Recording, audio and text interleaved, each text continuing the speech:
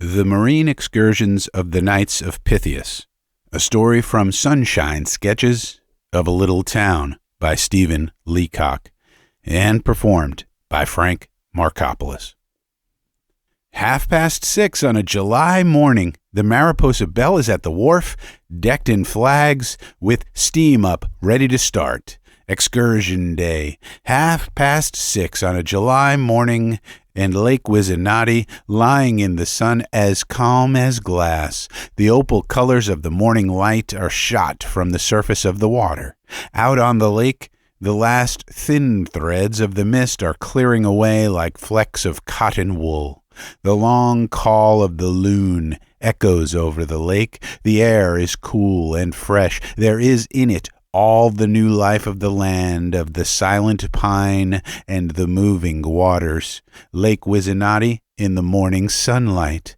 Don't talk to me of the Italian lakes or the Tyrol or the Swiss Alps. Take them away. Move them somewhere else. I don't want them. Excursion Day at 6:30 of a summer morning, with the boat all decked in flags and all the people in Mariposa on the wharf, and the band in peaked caps with big cornets tied to their bodies, ready to play at any minute. I say, don't tell me about the Carnival of Venice and the Delhi Dubar. Don't. I wouldn't look at them. I'd shut my eyes. For light and color, give me every time an excursion out of Mariposa, down the lake to the Indians' Island, out of sight in the morning mist. Talk of your Papal Zouaves and your Buckingham Palace Guard.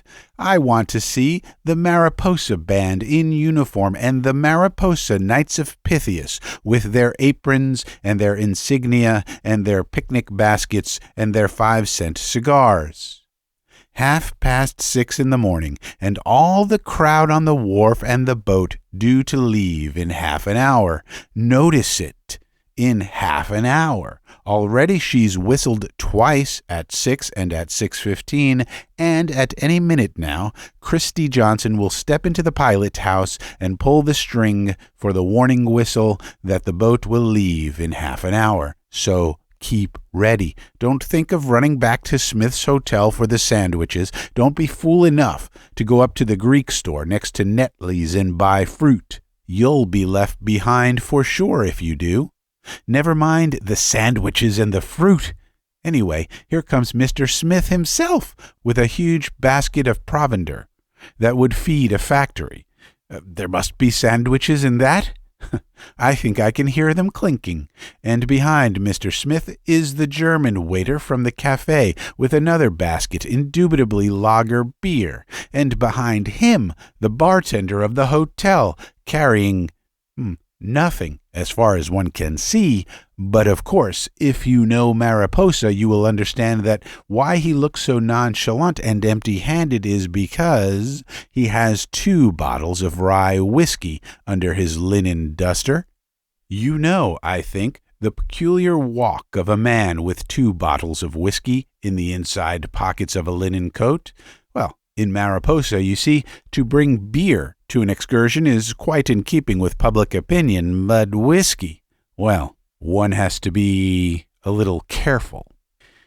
Do I say that Mr. Smith is here? Why, everybody's here. There's Hustle, the editor of the news packet, wearing a blue ribbon on his coat, for the Mariposa Knights of Pythias are, by their constitution, dedicated to temperance. And there's Henry Mullins, the manager of the Exchange Bank, also a Knight of Pythias, with a small flask of Pogrom Special in his hip pocket as a sort of amendment to the Constitution. And there's Dean Drone, the chaplain of the order, with a fishing rod. You never saw such a green bass as lie among the rocks at Indian's Island, and with a trolling line in case of masquinonge, and a landing net in case of pickerel, and with his eldest daughter, Lillian Drone, in case of young men. There never was such a fisherman as the Reverend Rupert Drone. Perhaps I ought to explain that when I speak of the excursion as being of the Knights of Pythias, the thing must not be understood in any narrow sense. In Mariposa, practically everybody belongs to the Knights of Pythias, just as they do to everything else. That's the great thing about the town, and that's what makes it so different from the city. Everybody is in everything. You should see them on the 17th of March, for example, when everybody wears a green ribbon and they're all laughing and glad. You know what the Celtic nature is, and talking about home rule. On St. Andrew's Day, every man in town wears a thistle and shakes hands with everybody else, and you see the fine old Scotch honesty beaming out of their eyes. And on St. George's Day, well, there's no heartiness like the good old English spirit after all. Why shouldn't a man feel glad that he's an Englishman? Then on the 4th of July, there are stars and stripes flying over half the stores in town, and suddenly all the men are seen to smoke cigars and to know all about Roosevelt and Bryan and the Philippine Islands. Then you learn for the first time that Jeff Thorpe's people came from Massachusetts and that his uncle fought at Bunker Hill. Well, it must have been Bunker Hill. Anyway, Jefferson will swear it was in Dakota, all right enough. And you find that George Duff has a married sister in Rochester and that her husband is all right. And, in fact, George was down there as recently as 8 years ago. Oh, it's the most American town imaginable, is Mariposa, on the 4th of July. But wait, just wait. If you feel anxious about the solidarity of the British connection, till the 12th of the month, when everybody is wearing an orange streamer in his coat, and the Orangemen, every man in town, walk in a big procession. Allegiance, well, perhaps you remember the address they gave to the Prince of Wales on the platform of the Mariposa station as he went through on his tour to the west. I think that pretty well settles that question.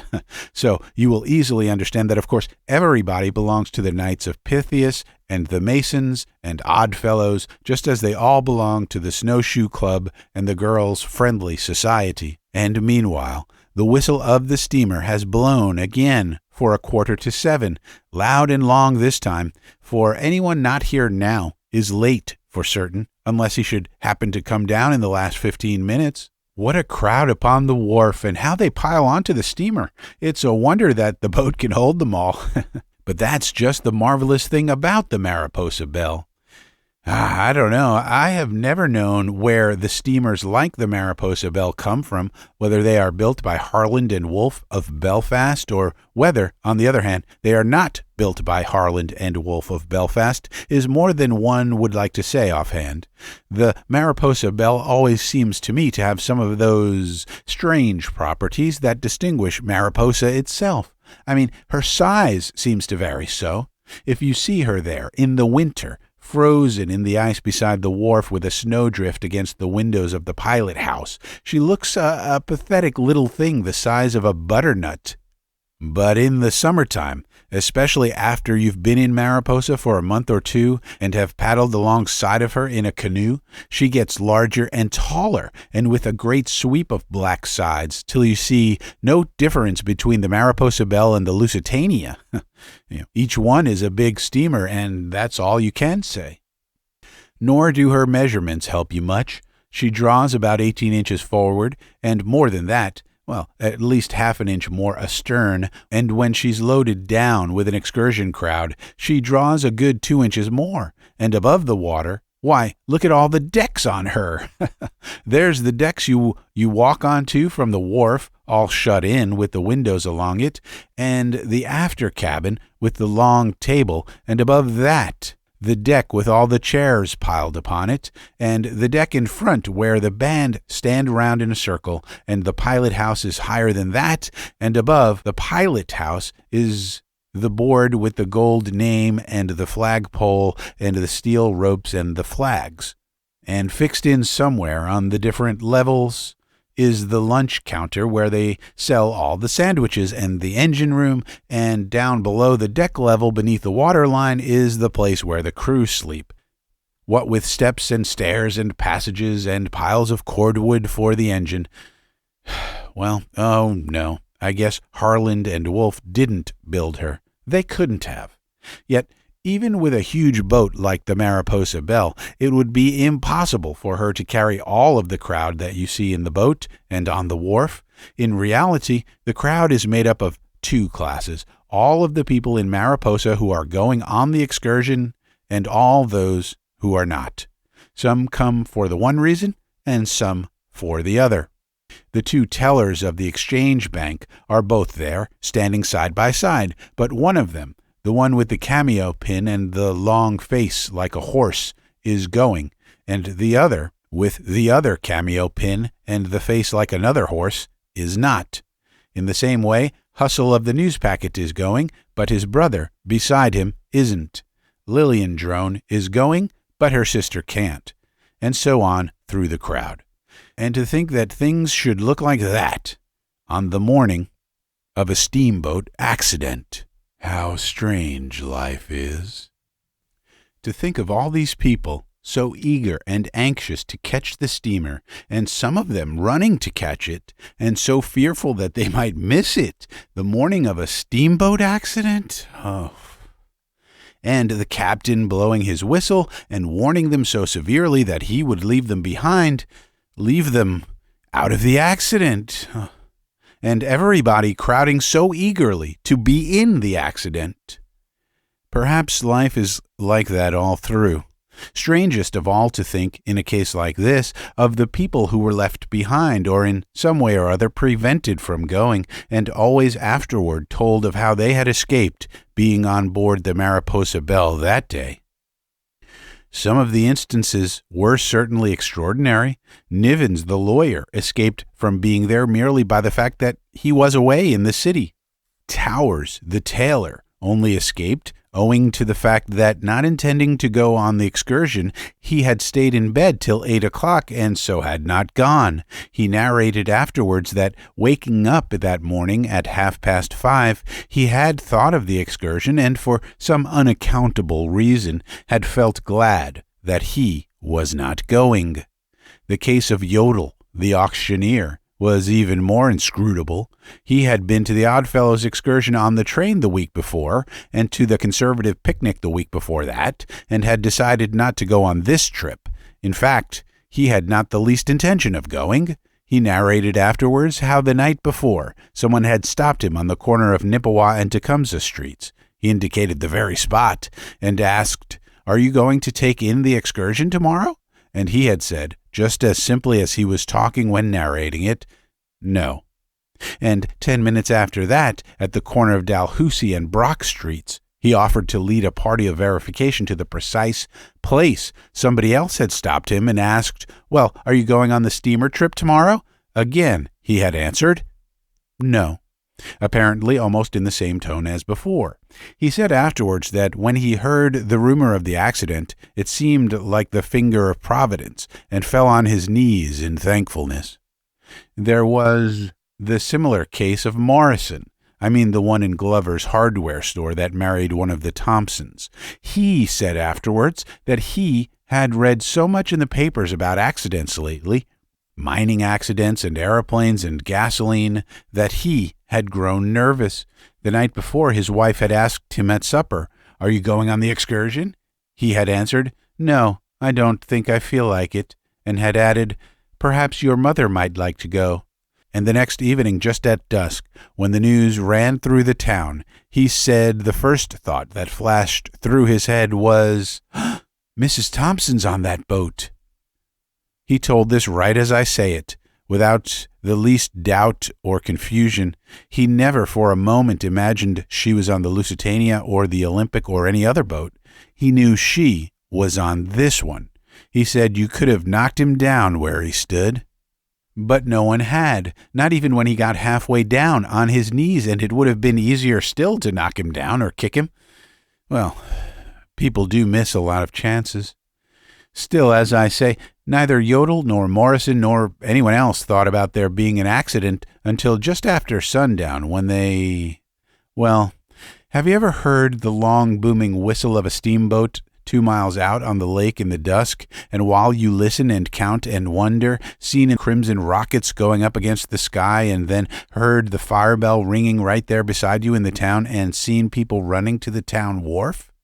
Well, that's what the people of Mariposa saw and felt that summer evening as they watched the Mackinac lifeboat go plunging out into the lake with 7 sweeps to a side and the foam clear to the gunwale with the lifting stroke of 14 men.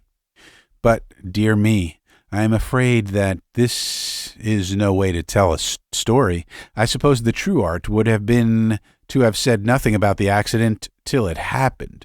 But when you write about Mariposa or hear of it, if you know the place, it's all so vivid and real that a thing like the contrast between the excursion crowd in the morning and the scene at night leaps into your mind, and you must think of it. But never mind about the accident. Let us turn back again to the morning. The boat was due to leave at 7. There was no doubt about the hour, not only 7, but 7 sharp. The notice in the news packet said, "The boat will leave sharp at 7," and the advertising posters on the telegraph poles on Missinaba Street that began, "Ho, for Indian's Island," ended up with the words, "Boat leaves at 7 sharp." There was a big notice on the wharf that said, "Boat leaves sharp on time."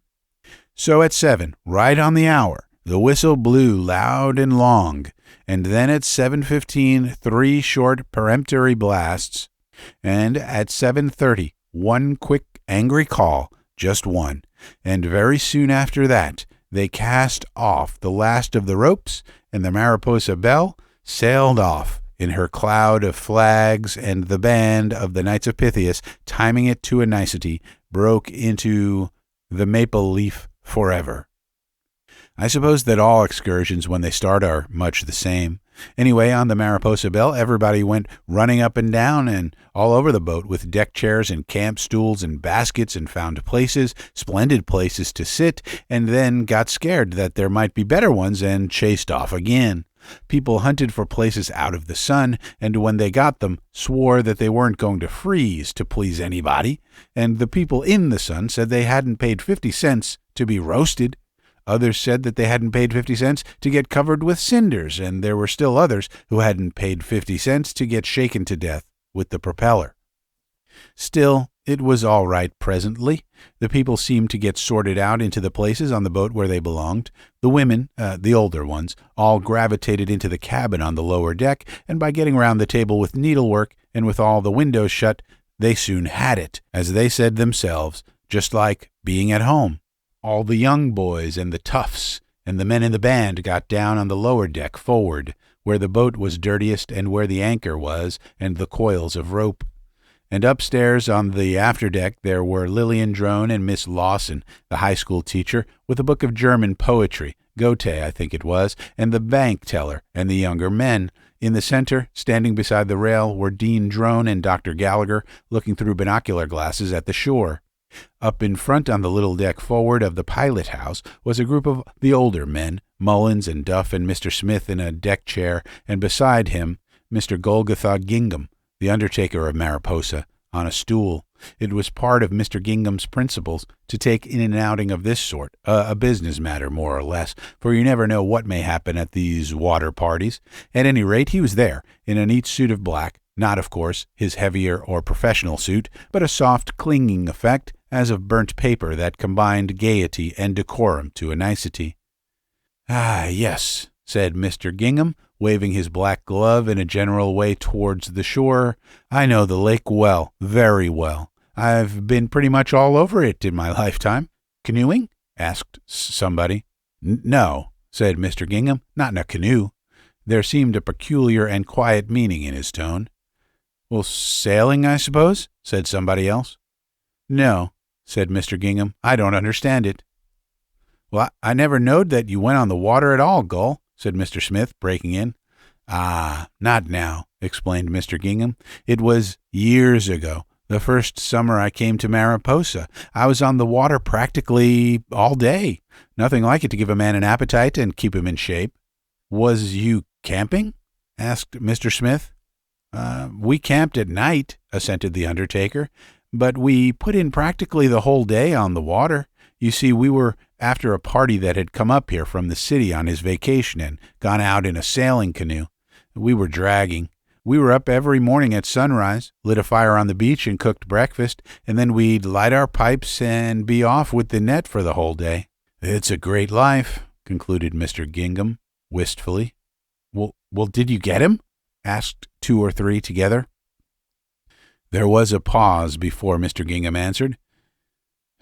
we did," he said, "down in the reeds past Horseshoe Point. But it was no use. He turned blue on me right away." After which Mr. Gingham fell into such a deep reverie that the boat had steamed another half-mile down the lake before anybody broke the silence again. Talk of this sort, and after all, what more suitable for a day on the water, beguiled the way. Down the lake, mile by mile, over the calm water steamed the Mariposa Belle. They passed Poplar Point, where the high sandbanks are with the swallows' nests in them, and Dean Drone and Dr. Gallagher looked at them alternately through the binocular glasses, and it was wonderful how plainly one could see the swallows and the banks and the shrubs, just as plainly as with the naked eye. And a little further down they passed the shingle beach, and Dr. Gallagher, who knew Canadian history, said to Dean Drone that it was strange to think that Champlain had landed there with his French explorers 300 years ago, and Dean Drone, who didn't know Canadian history, said it was stranger still to think that the hand of the Almighty had piled up the hills and rocks long before that, and Dr. Gallagher said it was wonderful how the French had found their way through such a pathless wilderness, and Dean Drone said that it was wonderful also to think that the Almighty had placed even the smallest shrub in its appointed place. Dr. Gallagher said it filled him with admiration. Dean Drone said it filled him with awe. Dr. Gallagher said he'd been full of it ever since he was a boy, and Dean Drone said so had he. Then a little further, as the Mariposa Belle steamed on down the lake, they passed the old Indian portage where the great gray rocks are, and Dr. Gallagher drew Dean Drone's attention to the place where the narrow canoe track wound up from the shore to the woods, and Dean Drone said he could see it perfectly well without the glasses. Dr. Gallagher said that it was just here that the party of 500 French had made their way, with all their baggage and accoutrements, across the rocks of the Divide and down to the Great Bay, and Dean Drone said that it reminded him of Xenophon leading his 10,000 Greeks over the hill passes of Armenia down to the sea. Dr. Gallagher said that he had often wished he could have seen and spoken to Champlain, and Dean Drone said how much he regretted to have never known Xenophon. And then after that, they fell to talking of relics and traces of the past, and Dr. Gallagher said that if Dean Drone would come round to his house some night, he would show him some Indian arrowheads that he had dug up in his garden, and Dean Drone said that if Dr. Gallagher would come round to the rectory any afternoon, he would show him a map of Xerxes' invasion of Greece, only he must come sometime between infant class and the mother's auxiliary.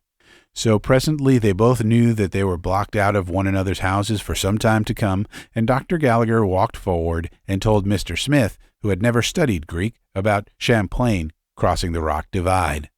Mr. Smith turned his head and looked at the divide for half a second, and then said he had crossed a worse one, up north, back of the Wanipite, and that the flies were Hades, and then went on playing freeze-out poker with the two juniors in Duff's Bank. So Dr. Gallagher realized that that's always the way when you try to tell people things, and that as far as gratitude and appreciation goes, one might as well never read books, or travel anywhere, or do anything. In fact, it was at this very moment that he made up his mind to give the arrows to the Mariposa Mechanics Institute. They afterward became, as you know, the Gallagher Collection. But for the time being, the doctor was sick of them, and wandered off round the boat and watched Henry Mullins showing George Duff how to make a John Collins without lemons, and finally went and sat down among the Mariposa band and wished that he hadn't come. So the boat steamed on, and the sun rose higher and higher, and the freshness of the morning changed into the full glare of noon, and they went on to where the lake began to narrow in at its foot, just where the Indian's Island is, all grass and trees, and with a log wharf running into the water. Below it, the lower Ossawippi runs out of the lake, and quite near are the rapids, and you can see down among the trees and the red brick of the powerhouse, and hear the roar of the leaping water. The Indian's Island itself is all covered with trees and tangled vines, and the water about it is so still that it's all reflected double, and looks the same either way up. Then when the steamer's whistle blows as it comes into the wharf, you hear it echo among the trees of the island and reverberate back from the shores of the lake. The scene is all so quiet and still and unbroken that Miss Cleghorn, the sallow girl from the telephone exchange that I spoke of, said she'd like to be buried there. But all the people were so busy getting their baskets and gathering up their things that no one had time to attend to it. I mustn't even try to describe the landing, and the boat crunching against the wooden wharf, and all the people running to the same side of the deck, and Christy Johnson calling out to the crowd to keep at the starboard, and nobody being able to find it. Everyone who has been on a Mariposa excursion knows all about that. Nor can I describe the day itself and the picnic under the trees. There were speeches afterwards, and Judge Pepperleigh gave such offense by bringing in conservative politics that a man called Patriotus Canadiensis wrote and asked for some of the invaluable space of the Mariposa Times-Herald and exposed it. I should say that there were races, too, on the grass on the open side of the island, graded mostly according to ages, races for boys under 13 and girls over 19, and all that sort of thing. Sports are generally conducted on that plan in Mariposa. It is realized that a woman of 60 has an unfair advantage over a mere child. Dean Drone managed the races and decided the ages and gave out the prizes. The Wesleyan minister helped, and he and the young student, who was relieving in the Presbyterian church, held the string at the winning point. They had to get mostly clergymen for the races because all the men had wandered off somehow, to where they were drinking lager beer out of 2 kegs stuck on pine logs among the trees. But if you've ever been on a Mariposa excursion, you know all about these details anyway. So the day wore on, and presently the sun came through the trees on a slant, and the steamer whistle blew with a great puff of white steam, and all the people came straggling down to the wharf, and pretty soon the Mariposa Belle had floated out on the lake again and headed for the town, 20 miles away. I suppose you have often noticed the contrast there is between an excursion on its way out in the morning and what it looks like on the way home. In the morning, everybody is so restless and animated and moves to and fro all over the boat and asks questions. But coming home, as the afternoon gets later and the sun sinks beyond the hills, all the people seem to get so still and quiet and drowsy. So it was with the people on the Mariposa Belle. They sat there on the benches and the deck chairs in little clusters and listened to the regular beat of the propeller and almost dozed off asleep as they sat. Then, when the sun set and the dusk drew on, it grew almost dark on the deck, and so still that you could hardly tell there was anyone on board. And if you had looked at the steamer from the shore or from one of the islands, you'd have seen the row of lights from the cabin windows shining on the water, and the red glare of the burning hemlock from the funnel, and you'd have heard the soft thud of the propeller miles away over the lake. Now and then, too, you could have heard them singing on the steamer, the voices of the girls and the men blended into unison by the distance, rising and falling in long-drawn melody. "O Canada, O Canada." You may talk as you will about the intoning choirs of your European cathedrals, but the sound of "O Canada," borne across the waters of a silent lake at evening, is good enough for those of us who know Mariposa. I think that it was just as they were singing like this, "O Canada," that word went round, that the boat was sinking. If you have ever been in any sudden emergency on the water, you will understand the strange psychology of it, the way in which what is happening seems to become known all in a moment, without a word being said. The news is transmitted from one to the other by some mysterious process. At any rate, on the Mariposa Belle, first one and then the other heard that the steamer was sinking. As far as I could ever learn, the first of it was that George Duff, the bank manager, came very quietly to Dr. Gallagher and asked him if he thought that the boat was sinking. The doctor said no, that he had thought so earlier in the day, but that he didn't now think that she was.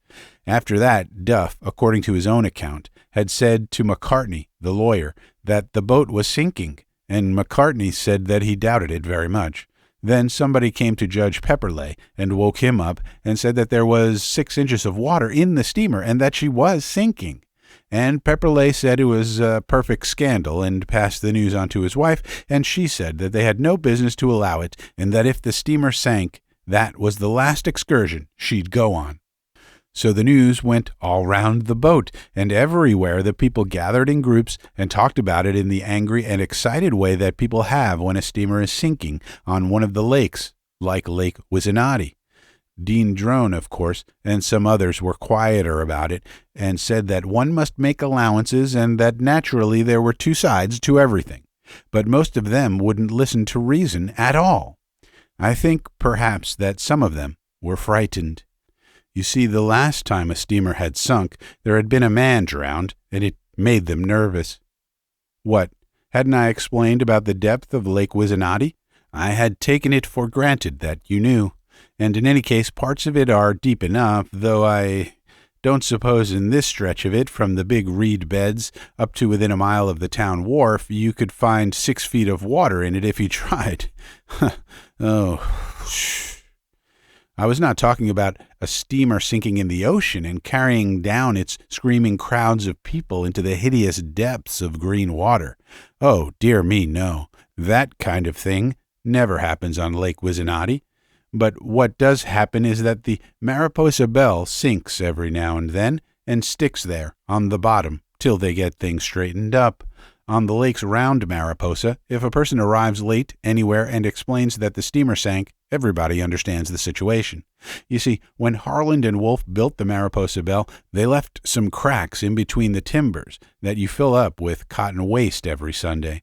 If this is not attended to, the boat sinks.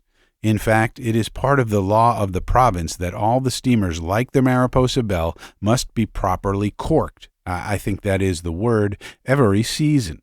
There are inspectors who visit all the hotels in the province to see that it is done.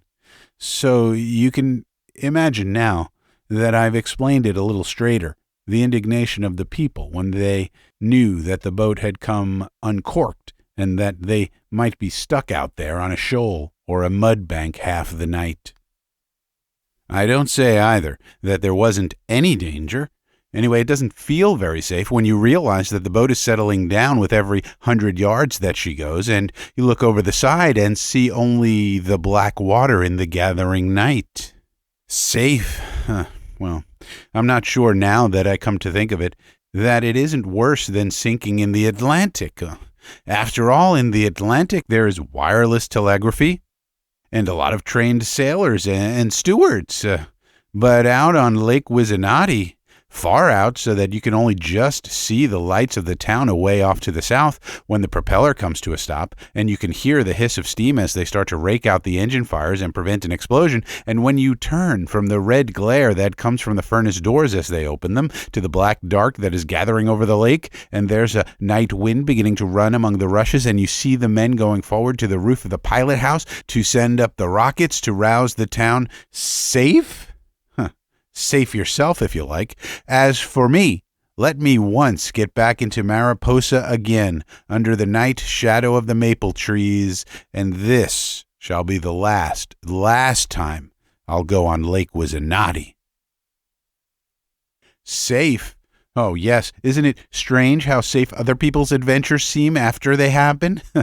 But you'd have been scared, too, if you'd been there just before the steamer sank and seen them bringing up all the women onto the top deck. I don't see how some of the people took it so calmly, how Mr. Smith, for instance, could have gone on smoking and telling how he'd had a steamer sink on him on Lake Nipissing, and a still bigger one, a side-wheeler's, sink on him in Lake Abitibi. Then, quite suddenly, with a quiver, down she went. You could feel the boat sink, down, down. Would it never get to the bottom? The water came flush up to the lower deck, and then, thank heaven, the sinking stopped, and there was the Mariposa Belle, safe and tight on a reed bank. Really, it made one positively laugh. It seemed so queer and Anyway, if a man has a sort of natural courage, danger makes him laugh. Danger? Fiddlesticks. Everybody scouted the idea. Why, it is just the little things like this that give zest to a day on the water. Within half a minute, they were all running around looking for sandwiches and cracking jokes and talking of making coffee over the remains of the engine fires. I don't need to tell at length how it all happened after that. I suppose the people on the Mariposa Belle would have had to settle down there all night or till help came from the town, but some of the men who had gone forward and were peering out into the dark said that it couldn't be more than a mile across the water to Miller's Point. You could almost see it over there to the left. Some of them, I think, said off on the port bow, because, when you get mixed up in these marine disasters, you soon catch the atmosphere of the thing. So pretty soon they had the davits swung out over the side and were lowering the old lifeboat from the top deck into the water. There were men leaning out over the rail of the Mariposa Belle with lanterns that threw the light as they let her down, and the glare fell on the water and the reeds. But when they got the boat lowered, it looked such a frail, clumsy thing as one saw it from the rail above, that the cry was raised, "Women and children first!" For what was the sense, if it should turn out that the boat wouldn't even hold women and children, of trying to jam a lot of heavy men into it? So they put in mostly women and children, and the boat pushed out into the darkness so freighted down it would hardly float. In the bow of it was the Presbyterian student who was relieving the minister, and he called out that they were in the hands of Providence, but he was crouched and ready to spring out of them at the first moment. So the boat went and was lost in the darkness, except for the lantern in the bow that you could see bobbing on the water. Then presently it came back, and they sent another load, till pretty soon the decks began to thin out, and everybody got impatient to be gone.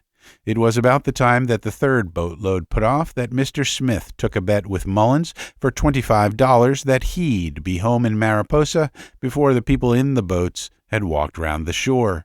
No one knew just what he meant, but pretty soon they saw Mr. Smith disappear down below into the lowest part of the steamer with a mallet in one hand and a big bundle of marline in the other. They might have wondered about it, but it was just at this time that they heard the shouts from the rescue boat, the big Mackinaw lifeboat, that had put out from the town with 14 men at the sweeps when they saw the first rockets go up. I suppose there is always something inspiring about a rescue at sea or on the water. After all, the bravery of the lifeboatmen is the true bravery, expended to save life, not to destroy it. Certainly they told for months after of how the rescue boat came out to the Mariposa Belle. I suppose that when they put her in the water, the lifeboat touched it for the first time since the old MacDonald government placed her on Lake Wizenati. Anyway, the water poured in at every seam, but not for a moment, even with 2 miles of water between them and the steamer, did the rowers pause for that. By the time they were halfway there, the water was almost up to the thwarts, but they drove her on, panting and exhausted, for mind you, if you haven't been in a fool boat like that for years, rowing takes it out of you. The rowers stuck to their task. They threw the ballast over and chucked into the water the heavy cork jackets and life belts that encumbered their movements. There was no thought of turning back. They were nearer to the steamer than the shore. "Hang to it, boys," called the crowd from the steamer's deck, and hang they did. They were almost exhausted when they got them. Men leaning from the steamer threw them ropes, and one by one every man was hauled aboard just as the lifeboat sank under their feet. Saved, by heaven, saved by one of the smartest pieces of rescue work ever seen on the lake. There's no use describing it. You need to see rescue work of this kind by lifeboats to understand it. Nor were the lifeboat crew the only ones that distinguished themselves. Boat after boat and canoe after canoe had been put out from Mariposa to the help of the steamer. They got them all. Pupkin, the other bank teller with a face like a horse, who hadn't gone on the excursion, as soon as he knew that the boat was signaling for help and that Miss Lawson was sending up rockets, rushed for a rowboat, grabbed an oar, 2 would have hampered him, and paddled madly out into the lake. He struck right out into the dark with the crazy skiff almost sinking beneath his feet. But they got him. They rescued him. They watched him, almost dead with exhaustion, make his way to the steamer, where he was hauled up with ropes. Saved! Saved! They might have gone on that way half the night, picking up the rescuers only, at the very moment when the 10th load of people left for the shore. Just as suddenly and saucily as you please, up came the Mariposa Belle from the mud bottom and floated. Floated? Why, of course she did. If you take 150 people off a steamer that has sunk, and if you get a man as shrewd as Mr. Smith to plug the timber seams with Mallet and Marlene, and if you turn 10 bandsmen of the Mariposa Band onto your hand pump on the bow of the lower decks, float? Why, what else can she do? Then if you stuff in hemlock into the embers of that fire that you were raking out till it hums and crackles under the boiler, it won't be long before you hear the propeller thudding at the stern again, and before long, roar of the steam, whistle echoes over to the town. And so the Mariposa Belle, with all steam up again, and with the long train of sparks careering from the funnel, is heading for the town. But no Christy Johnson at the wheel in the pilot house this time. "Smith, get Smith!" is the cry. Can he take her in? Well now, ask a man who has had steamers sink on him in half the lakes from Temiskaming to the bay, if he can take her in. Ask a man who has run a York boat down the rapids of the Moose when the ice is moving, if he can grip the steering wheel of the Mariposa Belle. So there she steams safe and sound to the town wharf. Look at the lights and the crowd. If only the federal census taker could count us now. Hear them calling and shouting back and forward from the deck to the shore. Listen, there is the rattle of the shore ropes as they get them ready, and there's the Mariposa Band actually forming in a circle on the upper deck just as she docks, and the leader with his baton. 1, 2, ready now. Oh, Canada. The end. You have been listening to a short story entitled The Marine Excursions of the Knights of Pythias. It is a short story from the collection Sunshine Sketches of a Little Town, written by Stephen Leacock. It was performed by Frank Marcopolos. The story and the collection are both in the public domain, and the performance is copyright 2020 by Frank J. Marcopolos. It was performed at the Bookarium Recording Studio in Pittsburgh, Pennsylvania. For more, please visit frankmarcopolos.com. That's FrankMarcopolos.com. As always, I thank you for your time, and I thank you for listening.